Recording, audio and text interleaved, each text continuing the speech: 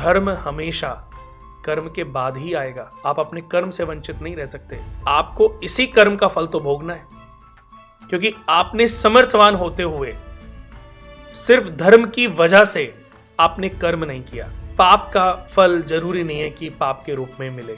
सिर्फ आज के कर्मों का फल हम नहीं भोग रहे हैं, हमारे बाप दादाओं ने जो पुण्य कर्म किए शायद उसके भी फल हम भोग रहे हैं। जो आप दूसरों से अपने लिए चाहते हैं वही आप दूसरों के लिए करें।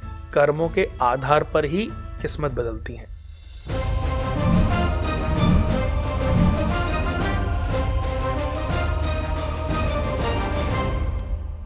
कुणाल जी, कर्म क्या है और क्या हमें अपने इस जन्म के कर्मों का फल और हमारे जो पिछले जन्मों के कर्मों का फल है वो क्या हमें एक साथ भुगतना पड़ता है? कर्म की परिभाषा को समझना बहुत मुश्किल है, लेकिन ऐसा भी नहीं कि उसको समझ पाने में हम समर्थवान ना हो। जब कहते हैं ना, बचपन में हम मैथ जब पढ़ते थे a² + b², सूत्र अगर याद नहीं है तो आप के लिए जो आंसर है बहुत मुश्किल है। लेकिन अगर आपको सूत्र याद हो गए तो फिर कितना भी बड़ा सवाल हो आप पल भर में उसको सॉल्व कर सकते हो। तो ऐसे ही कर्म की परिभाषा है कि ये समझ आ जाए कि कर्म है क्या। जैसे कि शायद मैं एक छोटी सी स्टोरी सुनाता हूँ, शायद ये समझने में आपको भी और हमारे दर्शकों को भी शायद बहुत ही अच्छा उनके जीवन में ये रोल प्ले करे। दो दोस्त थे, राम और श्याम। राम, जैसे इनको हम उससे भी ले लेते हैं कि राम मर्यादा पुरुषोत्तम राम थे, लेकिन श्याम कृष्ण भगवान जो थे उन्होंने मर्यादा के पार जाकर के भी लोगों के लिए लोगों को सजा दी है। हाँ जी। कि वो जैसे उन्होंने प्रतिज्ञा की थी कि मैं शस्त्र नहीं उठाऊंगा, लेकिन जब भीष्म पितामह ने अति कर दी तो उन्होंने कहा मेरे लिए मर्यादा वैल्यू नहीं रखती, मैं एक छंद तुम्हारा वध कर सकता हूं, या तो तुम अपने शस्त्रों का त्याग कर दो वरना अभी के अभी मैं तुम्हें वध कर दूंगा। तो उन्होंने बोला कि आपने तो प्रतिज्ञा की थी कि मेरे लिए प्रतिज्ञा मायने नहीं रखती। जहां धर्म की बात हो, अच्छे और बुरे की बात हो, तो मेरे लिए कहते हैं आपको इसी कर्म का फल तो भोगना है, क्योंकि आपने समर्थवान होते हुए सिर्फ धर्म की वजह से आपने कर्म नहीं किया जी। धर्म और कर्म की अगर मैं बात करूं तो धर्म हमेशा कर्म के बाद ही आएगा।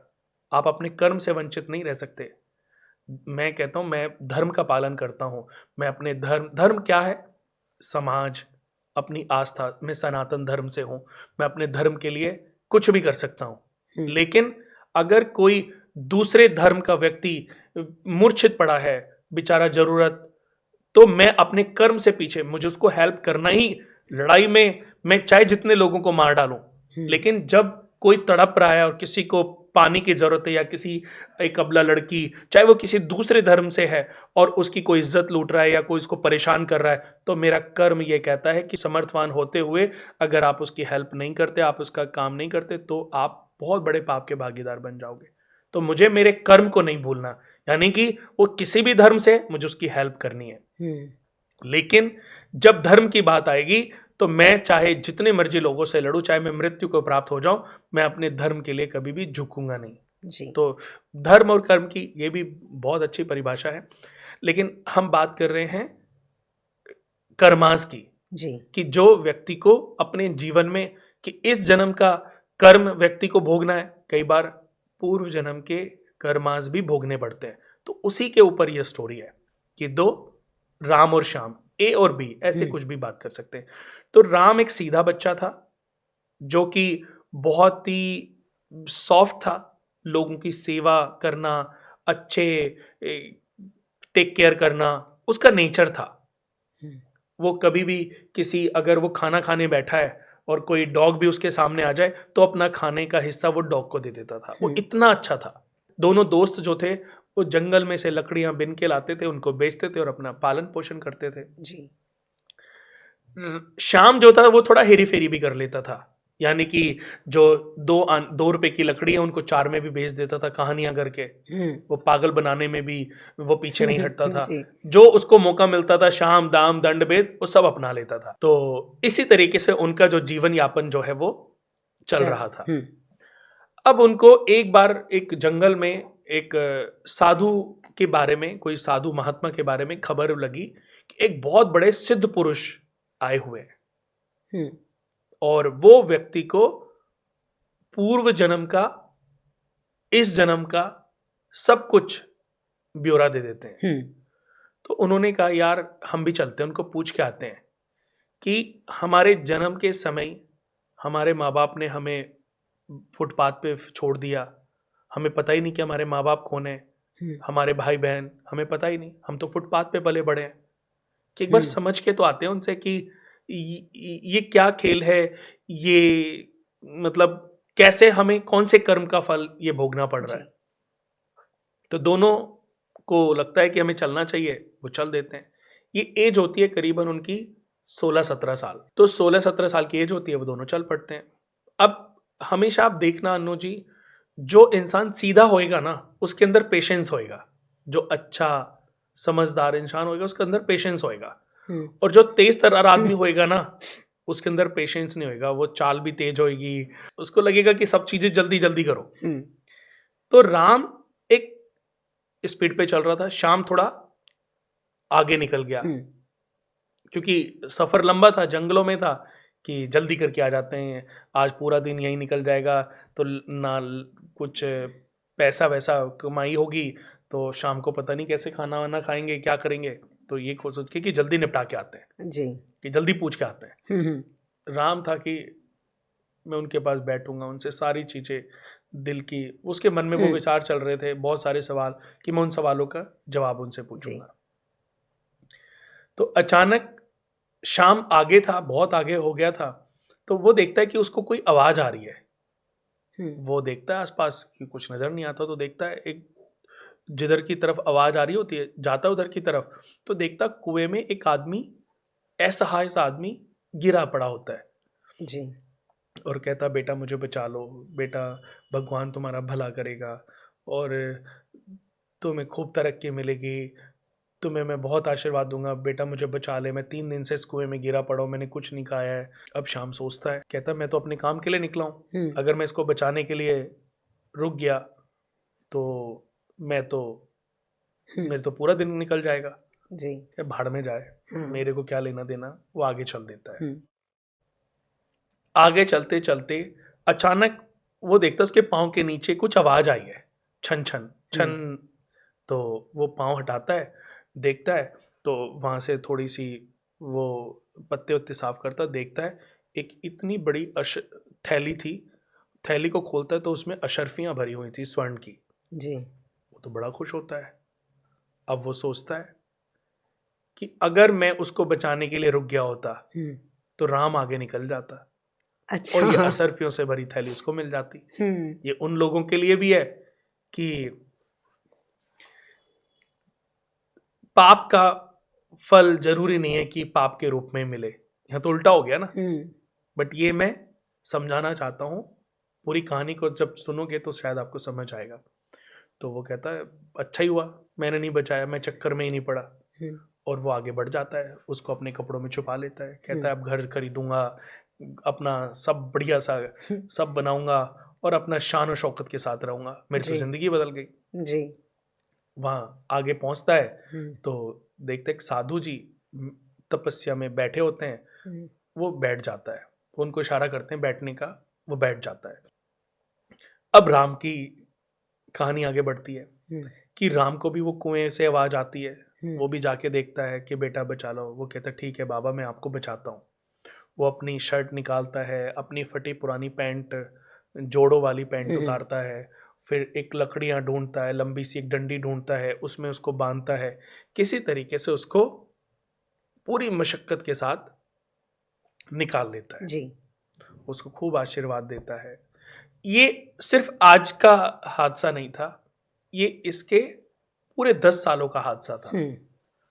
और उसका भी ये बिहेवियर सिर्फ आज का नहीं था, उसका भी 10 साल का ऐसा ही बिहेवियर था जी। बिल्कुल। अब वो आगे बढ़ जाता है कि आशीर्वाद ही मिलता है, वो बढ़ जाता है।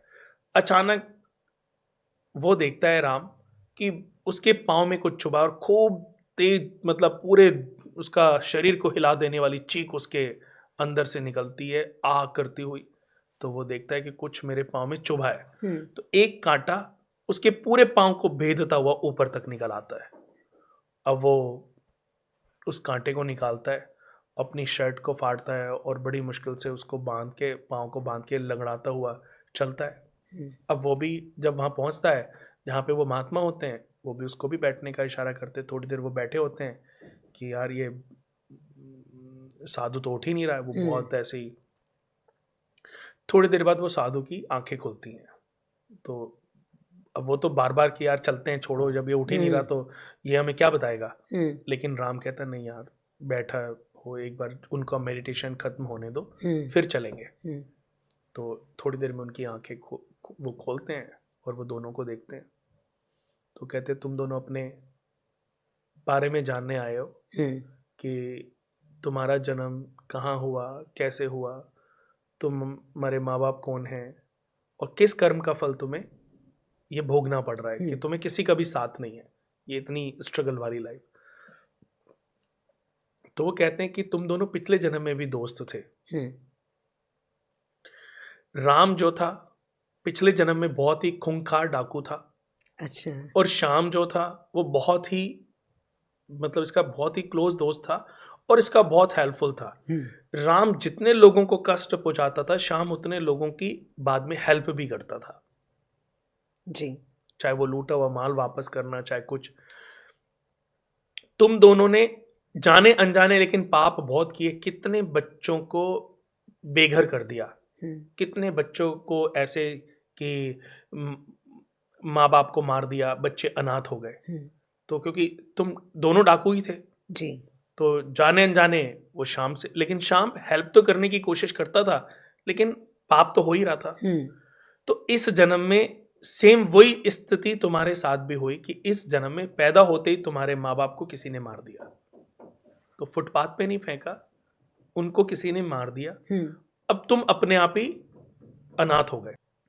लेकिन शाम ने जो अच्छे पुण्य किए थे, जी, उसने जितने भी अच्छे पुण्य किए, ये तो 17 साल तक तुम्हारे पाप कर्मों का फल था। हम्म, लेकिन तुमने जितने अच्छे पुण्य किए थे, उसके आधार पर आज तुम्हें किसी राज्य का राजा बनना था। हम्म, लेकिन इस जन्म के पाप कर्मों ने, इस जन्म में तुमने इतने पाप कर दिए, इतनी गलतियां करी हैं हम्म, कि इस जन्म के पाप कर्मों ने उस राज्य को सिर्फ एक अशर्फी भरी थैली में कन्वर्ट कर दिया। हम्म, कहां तो तुम्हें राजा बनना था 17 साल आज के दिन, जी, और कहां सिर्फ वो राजपाट तुमने इस जन्म के कर्मों के आधार पर खो दिया। हम्म, अब एक असरफी बरी जो तुम्हें अभी थोड़ी देर पहले की जी, महिला थी, हम्म, वो चौंक गया, वो तो उसने तो बताया ही नहीं था किसी को कि ये तुम्हारे इस जन्म के कर्मों का आधार फल है। जी, और राम ने जो पाप कर्म किए थे, उसने तो अच्छा किया ही नहीं ना कभी। हम्म, तो राम की आज मृत्यु होनी थी। उसने जो पाप कर्म किए थे इस जन्म में, उसकी आयु सिर्फ 17 वर्ष थी हम्म, और उसकी आज के दिन मृत्यु होनी थी। लेकिन इस जन्म के पुण्यों ने जी, उसकी मृत्यु को सिर्फ एक कांटे में कन्वर्ट कर दिया। हम्म, यानी कि जिसको राजपाट मिलना था, उसे, उसको असरफी से काम चलाना पड़ रहा है, और जिसकी मृत्यु होनी थी उसके कांटा चुभा। अब हमें एक बार को तो लगा कि यार इसने तो उसकी हेल्प भी नहीं की और हम्म, फिर भी इसको असरफी से भरी थैली मिल गई, और इसने उस आदमी को बचाया, दुआएं भी ली, फिर जी, भी इसको कांटा चुभ गया। जी, तो कभी कभी दोस्तों, जो दिखता है वो सच नहीं है। सच बहुत लंबा है, बहुत युगों से चलता आ रहा है। हमारे सिर्फ आज के कर्मों का फल हम नहीं भोग रहे हैं, हमारे बाप दादाओं ने जो पुण्य कर्म किए शायद उसके भी फल हम भोग रहे हैं। हमने पिछले कई जन्मों में जो, अगर सब कुछ अच्छा चल रहा है तो अच्छे के पीछे हमारे कितने जन्म, हमारे पीढ़ी के कितने कर्म इन्वॉल्व हैं, ये आज हमें पता नहीं है, लेकिन जी, बहुत इन्वॉल्व हैं। आज हमारे देश के प्रधानमंत्री जी नरेंद्र मोदी जी, हमारे देश को मुझे लगता है इससे अच्छा प्रधानमंत्री शायद पता नहीं कब मिलेगा। हम्म, अभी हैं वो, आज प्रधानमंत्री हैं, ऐसा थोड़ी ना पैदा होते ही उनको ये सारे सुख मिल गए। हम्म, वो तो अब मिले ना उनको लास्ट के 50 साल के बाद। पहले तो उनका मैंने भी जो सुना देखा कि उन्होंने भी स्ट्रगल बहुत किया। बहुत वृश्चिक लगन कुंडली है, अखंड साम्राज्य योग उनकी कुंडली में, चंद्र मंगल महालक्ष्मी योग उनके लगन में बना हुआ। उनकी कुंडली को अगर मैं देखूं, मैं बताऊं अनु जी आपको, तो करोड़ों लोग पैदा होते हैं तब ऐसी कुंडलियां जन्म लेती हैं जी। एक और बीजेपी के नेता हैं, उनका मैं नाम नहीं लूंगा, लेकिन उनकी भी कुंडली ऐसी ही स्ट्रांग है। और मेरा है, अभी तो वो प्रवक्ता है, और मेरा ये मानना है कि इतनी स्ट्रांग कुंडली ये भी भविष्य में एक दिन गृह मंत्री या प्रधानमंत्री बनने की क्षमता रखते हैं। जी। अनमैरिड हैं वो भी, और मुझे लगता है कि वो बनेंगे, क्योंकि उतनी स्ट्रांग कुंडली मैंने देखी है। वृश्चिक लगन दुनिया का सबसे स्ट्रांग लगन होता है। वृषभ लगन सबसे टॉप नंबर पे आता है, वृश्चिक लगन सेकंड नंबर पे सबसे टॉप लगन होता है। और उसमें महालक्ष्मी योग, अखंड साम्राज्य योग बन जाए तो ऐसा व्यक्ति, वो अपने लिए नहीं जी रहे हैं, वो देश के लिए जी रहे हैं। उनको कुछ करके जाना है, वो अपने आप को ये साबित करके जाना है कि उन्होंने कुछ अच्छा किया। वो कर्म करने में लगे हुए हैं जी। उनको देखिए, आज अगर वो किसी गोलगप्पे खाना चाहेंगे तो क्या कोई गोलगप्पे वाला है जो उनसे चार्ज करेगा? वो कोई कपड़ा खरीदना चाहेंगे या कुछ भी, आज वो कुंडली दिखाना चाहें तो मैं तो 10 महीने उन्हीं की कुंडली देखने में लगा दूं। या कोई भी, आज ऐसा कोई व्यक्ति नहीं होगा जिसकी उनको चाह हो और वो उनसे पैसे चार्ज कर ले। क्योंकि इसको अपॉर्चुनिटी कहेंगे, अब इसको अपॉर्चुनिटी कहेंगे, और अपॉर्चुनिटी हर कोई कैश करना चाहता है। बिल्कुल। लेकिन वो आज हमारे लिए काम कर रहे हैं, हमारे आने वाले समय के लिए काम कर रहे हैं। तो उनकी कुंडलियों में कुछ ऐसे लोग पैदा होते हैं, कुछ ऐसे स्ट्रांग लोग हैं जिन्होंने अपने जीवन में कितने जन्मों से कर्म किए होंगे, उनके पीढ़ी दर पीढ़ी कितने बाप दादाओं ने कितने पुण्य किए होंगे, तब जाकर के आज एक व्यक्ति को फल प्राप्त हो रहे हैं जी। अब आगे इनकी तो कोई पीढ़ी है नहीं अभी। जैसे अब बात करूं मैं मुकेश अंबानी जी की, उनके पिताजी, मुकेश अंबानी जी के पिताजी ज्यादा अमीर थे या धीरूभाई अंबानी के पिताजी ज्यादा अमीर थे? जी, धीरूभाई अंबानी ज़्यादा अमीर थे। नहीं, मेरा मुकेश सवाल, अंबानी के जो पिताजी थे, वो ज़्यादा वो ज्यादा अमीर थे, अमीर हाँ। थे। हाँ जी। क्योंकि धीरूभाई अंबानी जी के फादर तो, उन्होंने स्ट्रगल किया है। उन्होंने, वो तो पता भी नहीं हमें, हमने सुना भी नहीं। हाँ जी, बिल्कुल बट नहीं सर। धीरूभाई अंबानी जी ने मेहनत करके हुँ। अपनी विरासत को इस लेवल पे, यानी कि जब उन्होंने अपने बच्चों को प्रॉपर्टियां दी थी, तो मुझे लगता है कि उस समय 75,000 या 80,000 करोड़ की प्रॉपर्टियां थी, या प्रॉपर्टी या पैसा जो भी, जब बंटवारा हुआ था। लेकिन आज मुकेश अंबानी 8 से 10 लाख करोड़ का आदमी है, इतनी वर्थ है उनकी, नेटवर्थ है।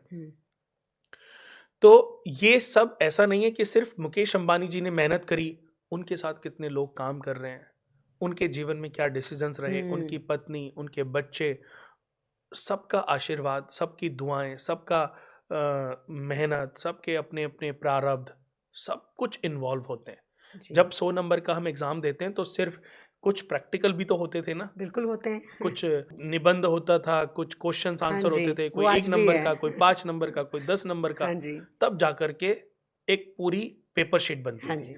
तो ऐसे हमारे जीवन में कर्म परिभाषा है कि कुछ दान है, कुछ पुण्य है, कुछ कर्म है, कुछ एस्ट्रोलॉजी है, कुछ पूर्वजों के आशीर्वाद हैं। ये सब चीजें मिलकर के आज वरदान के रूप में हर कोई चाहता है कि आज बहुत लोग ऐसे हैं, बहुत देश की कंट्रियां ऐसी चाहती कि हमारे देश को ऐसे प्रधानमंत्री प्राप्त हो, जी। राष्ट्रपति ऐसे मिले। लेकिन जब जब जिसका जो समय आएगा तब तब चीजें प्राप्त होंगी, नहीं तो हर इंसान को अपने कर्मों के फल तो भोगने हैं। जी। कुणाल जी, आपसे बात करके मुझे ये पता चला है कि चाहे आपको ये इस जन्म में, चाहे अगले जन्म में, जो भी जन्म आपको मिले, आपको सिर्फ अपने अच्छे कर्म करने हैं। जब आप अच्छा कर्म करेंगे तो सब कुछ आपके साथ अच्छा ही होगा, आपको अच्छा ही मिलेगा। लेकिन ज़रूरी है अपनी कर्मास को अच्छा रखिए। आप हमेशा ये ध्यान रखें कि जो आप दूसरों से अपने लिए चाहते हैं वही आप दूसरों के लिए करें। जी, बिल्कुल। आप किसी को गाली देते हैं तो आपको पता नहीं चल रहा है कि ये अच्छा या बुरा है, लेकिन जब कोई आपको गाली दे रहा है तो आपको लग रहा है कि ये बुरा है, इसने मुझे गाली क्यों दी। तो आपको भी कदापि किसी को गाली नहीं देनी चाहिए, किसी का बुरा नहीं करना चाहिए। जी। अपने माता पिता की सेवा, अपने गुरुजनों का आदर सत्कार, जीव जंतुओं के प्रति दया भावना, जरूरतमंदों के प्रति दया भाव आपके अंदर होना चाहिए। बिल्कुल।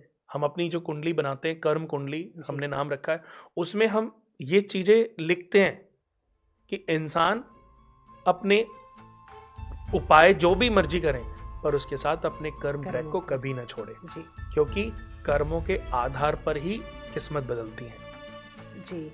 तो बिल्कुल आपसे और भी बात हम ज़रूर करेंगे Kunal ji. Thank you so much कि आप हमारे नमस्कार। स्टूडियो में आए। Thank you Kunal ji.